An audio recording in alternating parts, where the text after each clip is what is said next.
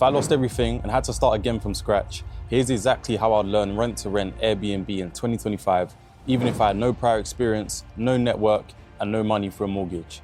Because I've made all the mistakes along the way and I've wasted a load of time, and I wish I had someone telling me these things when I first started. So to dive straight into it, the first thing I'd say is focus on the skill and not the property. And what I mean by that is a lot of new people, when they first start out, they start looking for potential Airbnbs they could take on, but that shouldn't really be your focus at the beginning. You want to spend the first literally 2 to 3 weeks fully understanding what it is you're doing in terms of the business model, understanding how you're now going to speak to landlords and agents, and really perfecting your pitch.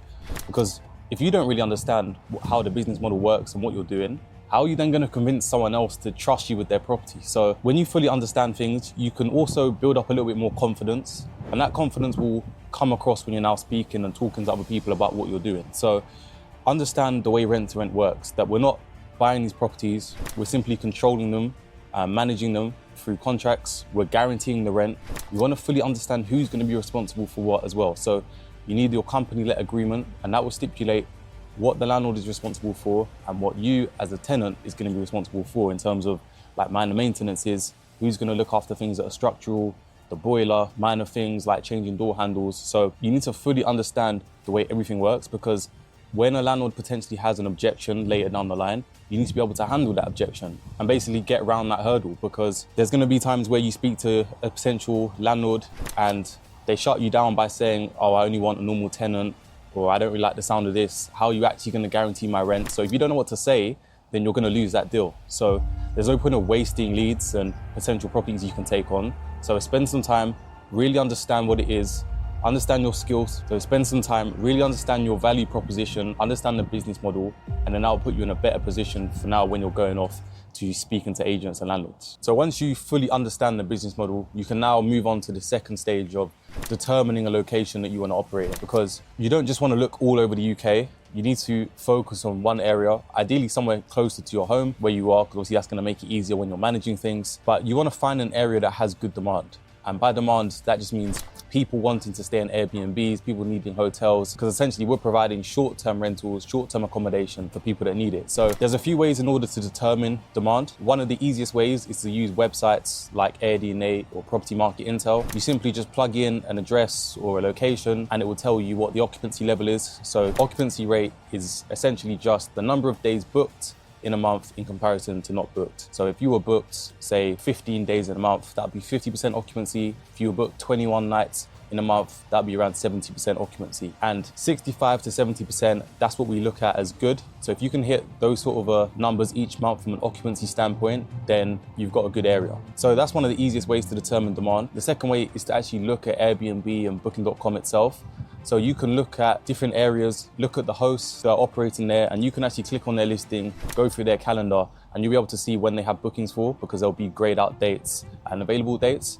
So obviously the more open dates and availability they have, then the lower the occupancy and lower demand. Whereas if you see a calendar that's fully booked, that's obviously a signal that there's a lot of people wanting to book that area and there's higher demand. So that's one of the easiest ways you can look, and it's free at the same time. And the third way to capture a location with good demand is to just use your initiative. Think from the guest perspective. Where would guests be likely to book? Where would they be needing short-term stays? So be thinking about landmarks, tourist attractions, whether it be a beach or a football stadium, somewhere where a lot of tourists and people are going to travel to. That's always going to be a good sign. So think from a guest perspective as well. So now that you have your chosen area, it's important that you learn to analyze a deal correctly. And what I mean by that is working out how much profit that deal is going to make, because the last thing you want to do is take on a deal that would lose you money, because you're going to be tied into a contract for 3 to 5 years and you're going to be paying out of pocket to the landlord or having to cover expenses and bills yourself. So that's something you want to avoid at all costs. And I've seen a lot of people get the numbers wrong and end up taking on unprofitable deals. So it takes a lot of time to fully understand this. Even if you have to treat it like maths back in school and do repeated calculations to make sure you've got it right, please do it, because you don't want to take on a deal that doesn't stack.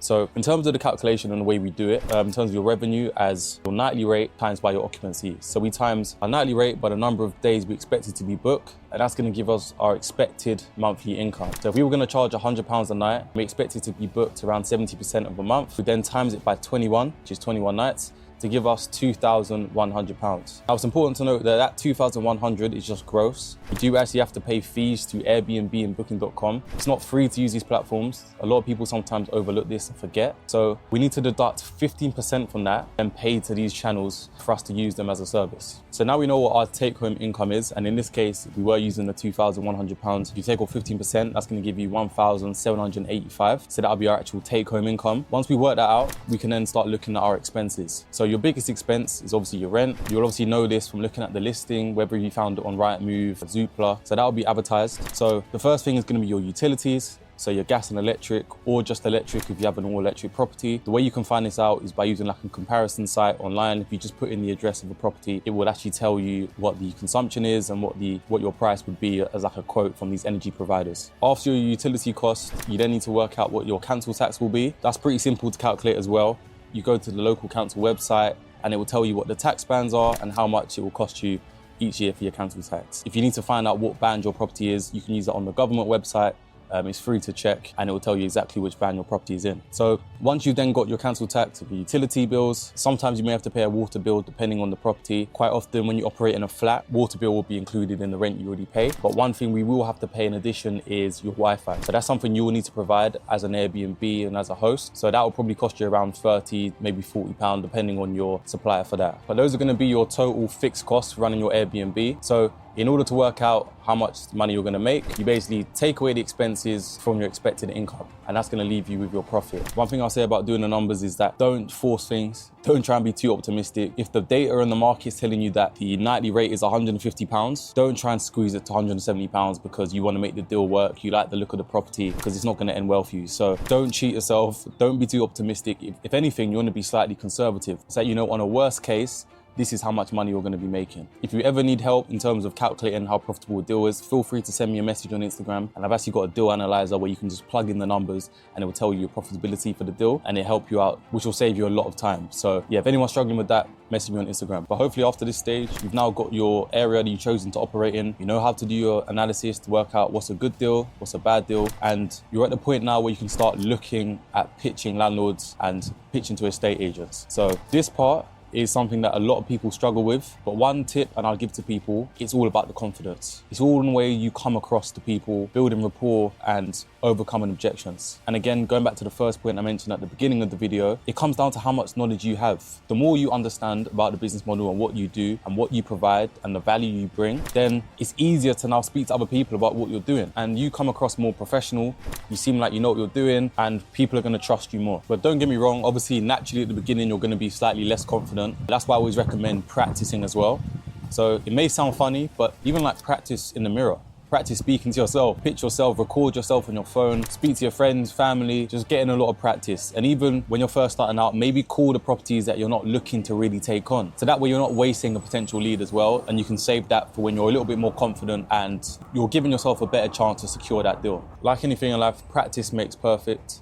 So gradually with time, you'll get better and better the more you keep speaking about things. And then before you know it, your pitch will just roll off the tongue. And also objection handling as well. So that's a big thing you want to focus on. And again, this stems from understanding the business model. But naturally, there's going to be a landlord that says, oh, my property may be damaged. How do I know who's inside? How are you going to guarantee my rent? There's going to be lots of objections. And if you don't know what to say, you're going to be stumbling, umming and ahhing. Again, you're going to look unprofessional and they're not going to trust you. So another tip I'll give you is prepare for all these objections beforehand and know exactly what you're going to say in response to it. So that way, when it does come up, you know how to respond. So even write them all down on a list. Think about all the things that a landlord could potentially have that could object against what you're trying to do. Write it down and think of a good response. So that way, when you do call them, you're just prepared for anything. So if they're trying to throw objections at you, just handling them, passing them off, and that's going to help you acquire deals a lot quicker and easier at the same time. And other than that, it's about persistence. It's all about numbers. The more people you speak to, the more opportunity you're going to give yourself. Like my business partner,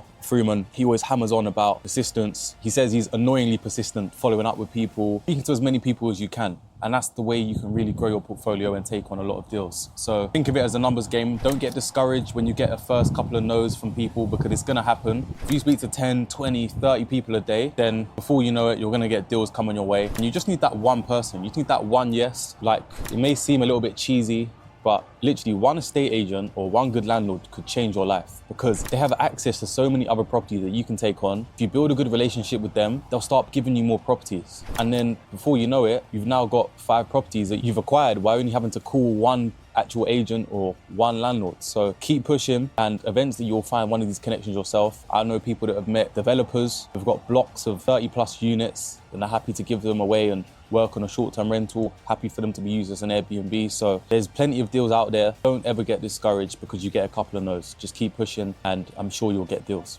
So that would be my main sort of advice before getting on a property. My next piece of advice come after you've secured that deal and now you've actually taken on and signed your contract for your first deal. So one of the first things I'd say is don't cheap out when it comes to furniture. This was the mistake I made going back. We tried to cut corners a little bit and go for really cheap furniture. What you find is that these things don't last and they need replacing quicker and actually cost you more in the long run. So get good quality things, whether it be beds, mattresses, those are very important. Other furnishings, dining room tables, sofas. Now we've had sofas where the legs have literally snapped. The sofa's gone like that. Bed frames that have broken. And then again, that could have been from guests getting a bit excited. And we've had things like plates get chipped and smashed because we were just using like cheap ones, like 50p ones from IKEA. So I would say invest in good quality things and they'll last longer and it'll also give your guests a better experience as well. And the last thing I'd say is systemize your business. If you treat your business like a business and not a side hustle, that's when you'll grow. And this is something that we really learned the hard way and I've spoken about before, but systemization is key and it'll make your life a lot less stressful at the same time. So I'm gonna explain exactly how you do that and what sort of things I mean. But the sun's literally coming in and I think it's gonna cover the camera in a second. So I'm gonna pick this up in a second. So I had to change location. The sunset was way too strong. It was just blinding the camera. But back to what I was saying. So systemization is so important. Every time you do something more than once, turn it into a process. So have a process for what to do when a guest complains or how to onboard a new property, how to give check-in information to your guests. What's the procedure when it comes to cleaning? How are you gonna inform your cleaners of the schedule? How are you gonna receive updates to know that it's done?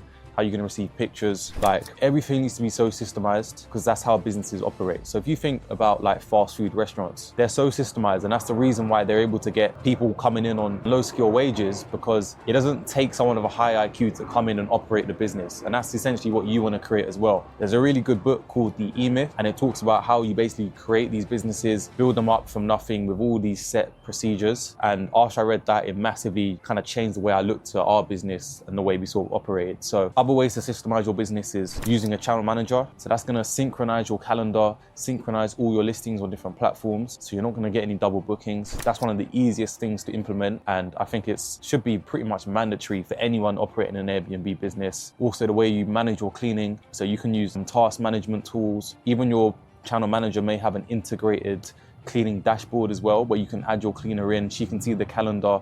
She can upload pictures there as well.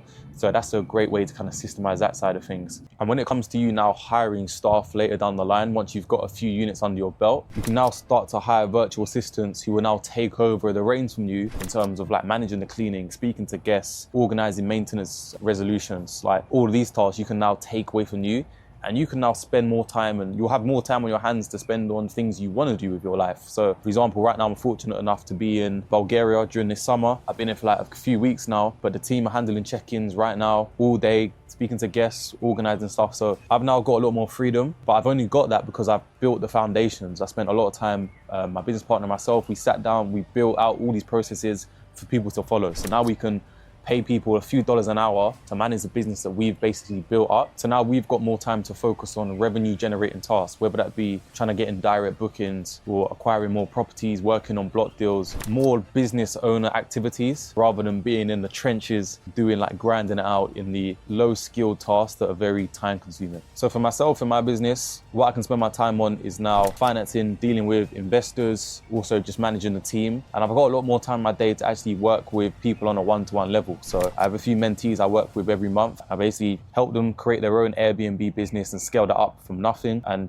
to be fair, if you're someone watching this and you want to start your own Airbnb business and want some support from myself, then feel free to send me a message and I'll see if I've got some availability to work with you. But yeah, if I didn't have this systemized business, I wouldn't have time to help other people. You've got to practice what you preach. So to summarize, like the goal isn't to work in your business every day. You don't want a full-time job. You want a business that operates like a machine. It can run on its own. So you've got more free time to spend doing what you want, whether that's traveling, spending time with family, trying to get more properties, whatever it is. but systemization is going to be the bridge to get you there. And that's why it's so important. So that's it. Those would be my tips if I was to start over again from scratch doing rent to rent. You want to fully understand the business model, understand your location, how to crunch your numbers, and how to speak to landlords and agents. Then once you've got the property, furnish it correctly, don't cheap out on furniture, and systemize from the beginning. And I promise you, if you implement all of these things from the beginning, your business is going to be in a great position, and I can almost guarantee you success. So if you are still watching this, it means you're probably serious about getting involved in Airbnb. There's never going to be a perfect time. Get involved now, take the action, especially while it's summer season.